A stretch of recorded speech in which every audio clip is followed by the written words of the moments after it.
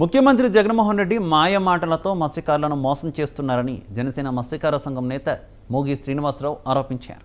మత్స్యకార భరోసా సభలో మత్స్యకారుల సమస్యలపై మాట్లాడకుండా జనసేన అధినేత పవన్ కళ్యాణ్పై విమర్శలు చేయడం సరికాదని అన్నారు. మత్స్యకారుల కోసం కేటాయించిన నిధులను వైసీపీ ప్రభుత్వం దారి మళ్లిస్తూ గంగపుత్రులకు అన్యాయం చేస్తుందని శ్రీనివాసరావు ఆగ్రహం వ్యక్తం చేశారు.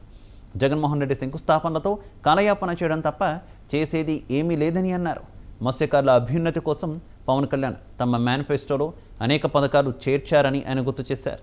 జగన్మోహన్ రెడ్డి తమ అధినేత పవన్ కళ్యాణ్ జోలికి వస్తే ఊరుకునేది లేదంటూ హెచ్చరించారు.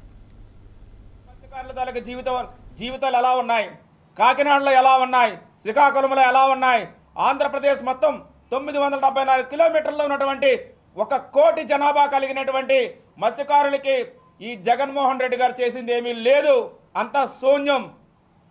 జనసేన పార్టీ నుంచి మీకు ఒక సవాల్ విసురుతున్నాం. మీరు దమ్ముంటే ముందు మీ నియోజకవర్గంలో మంత్రి సిద్దిరప్పలరాజు గారు ఉన్నటువంటి నియోజకవర్గంలో ఒక్క మత్స్యకారుడికి న్యాయం చేయండి. మీరు న్యాయం చేయలేక జనసేన పార్టీ ఈరోజు న్యాయ పోరాటం చేయాల్సి వస్తుంది, కోర్టుల్లో తిరగాల్సి వస్తుంది.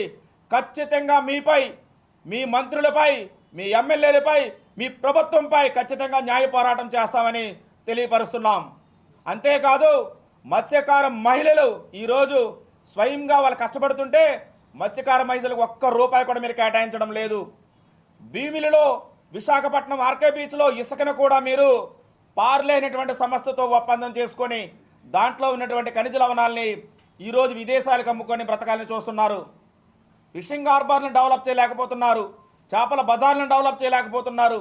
మత్స్యకార యువతకి మత్స్యశాఖలో ఉద్యోగాలు కూడా ఇవ్వలేకపోతున్నారు. మా మత్స్యకారుల నుంచి వచ్చినటువంటి వేలాది కోట్ల రూపాయలు విదేశీ మారక ద్రవ్యం వస్తుంటే మీరు మాకేంటంటే ఒక ముష్టి వేస్తున్నారు. 100 కోట్ల రూపాయలు, 200